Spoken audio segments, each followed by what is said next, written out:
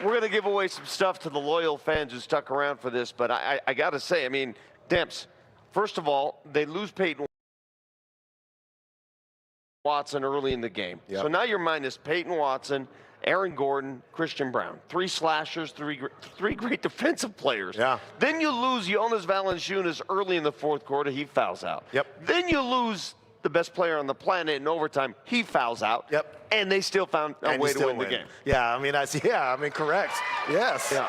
Yeah, I mean, that was, it was really, really well done. I mean, you're talking about, when you lost Peyton Watson, by the way, that really, really negatively impacted your ability to effectively guard Kevin Durant. Yeah. And what they were doing, both of these teams actually in the fourth quarter, were creating so many good advantages for their own offense. So Kevin Durant in a high pick and roll, if you double him, they swung it to somebody who was open. That guy probably hit a 3. If you didn't do that, then Kevin Durant just rose up and shot it over the player that was guarding him. I mean, the Nuggets were doing the same thing on the other side, creating advantages for themselves. So this was really a fun game toward the end. But for the Nuggets, you're talking about resiliency.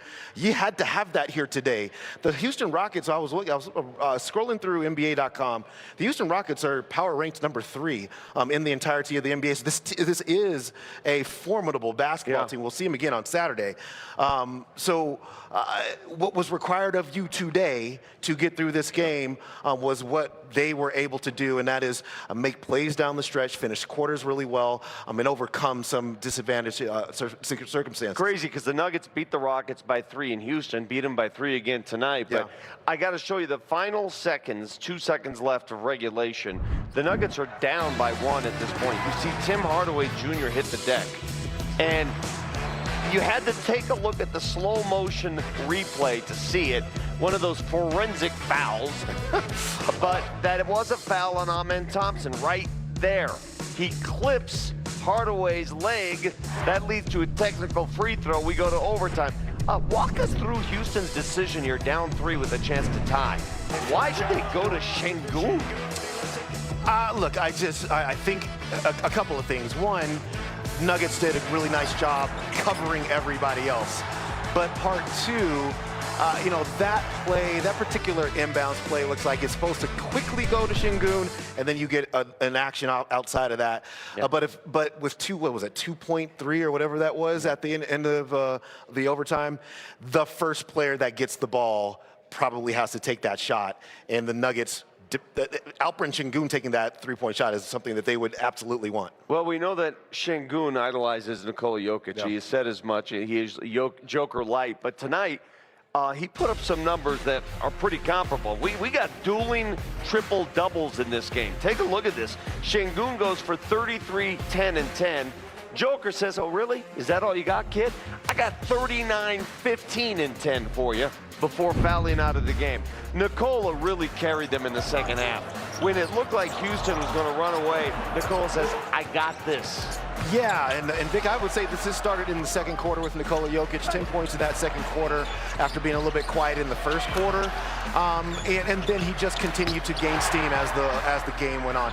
And, this is standard stuff that we're seeing from Nikola Jokic right now in terms of the turnaround shots, the shots in the paint, knocked in a couple 3-point shots as well. Basically just being the player that the Nuggets needed at the time that they needed him to be that way. And then when you're talking, as we are looking at some of the social media reaction here, I do say Alperen Şengün is a good player. Is a mini Jokic. Yeah. I mean, that's what he is. And he was able to get, really rooted in the paint. He's really good. He hits you with a body, right? Back to the basket. He'll hit you with the body. And then quickly, as you are jolted back, it's just a quick, to the rim, as well as jump shots and everything else. The one thing he cannot do is hit the 3 like Joker, because Joker hit 5 of them tonight. Şengün 0 for 2. And we saw him Şengün, in fact, start to miss some of those longer range mid-range shots too that he was hitting earlier. So, look, this was fun. This was fun, man. I hope we get to see this in the playoffs. To be honest with you. So too. Well, we'll see it Saturday because they play again Saturday. Merry Yokmas, everybody. It was on this date 2016, when Nikola Jokic was thrust into the starting lineup full-time. He had started a bit before then, but full-time, and it's been a pleasure to watch ever since. As we go to break, we celebrate Jokic our own special way here on Altitude TV. When we come back, we'll hear from Coach Adelman as the Nuggets find a way. You know Lever and English, Carmelo and Issel. Dikembe, Kiki, Thompson, and Hanslick? But do you recall the most famous Nugget of all? Jokic, the 7-foot Serbian, had a very high IQ. And if you ever saw him, you would have to say it's true. All of the other players used to laugh and call him names. They didn't think that Joker could throw a pass like that in games. Then one colder December Eve, Coach, he came to say, Joker, with your game so bright, won't you lead my team? It's yours, yes. I was warned if I didn't give it to her, I was in trouble. The rest of you, we've got some other gifts that Chris Dempsey's in charge of distributing. We'll leave it up to him. In the meantime, let's go downstairs after an exciting, dramatic Denver Nuggets win. Coach Adelman at your service. David, just starting at the end there, that last possession, kind of a unique situation without any centers. I assume that factors into the decision not to foul up 3 and just kind of play out that possession. Yeah, we tried to foul up 3 in the overtime. Şengün got loose. Bruce, we were trying to connect everybody 1 through 5, foul on the catch. I had a timeout to advance it, but he got loose, to their point. I thought they did a good job. He slipped out of their action. We took KD away, which was the whole point of it, and we wanted them to catch the ball with their back to the basket. Bruce was smart, though. Once he faced up to the rim, now all bets are off, and you can just try to contest, but you can't foul in that situation. So we're going to keep working on it. It's been a unique situation for us. You know, the Steph one, the first game of the year, was just a screw up and a switch.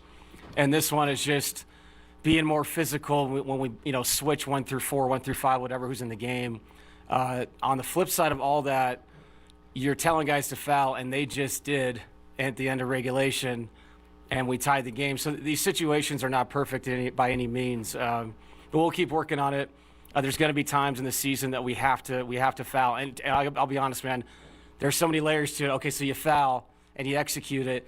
I think we could block them out on a free throw. I mean, there's so many things you think about. Adams comes back in the game. It's Şengün and Adams you're trying to block out with no Nikola, no Valanciunas. So a lot of the decisions we made, there was a lot of, yeah, but this could not work out also. So I was really proud of the guys. They just did what they had to do. And we're going to keep working on the situational basketball as best we can defensively. You guys finished the game without a center.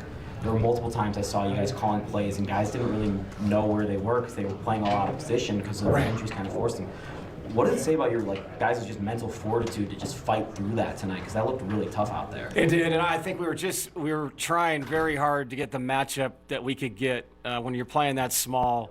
We did a great job when Jokic was still in of finding the matchup, playing the pick and roll, and just finding the right play. Found the pocket.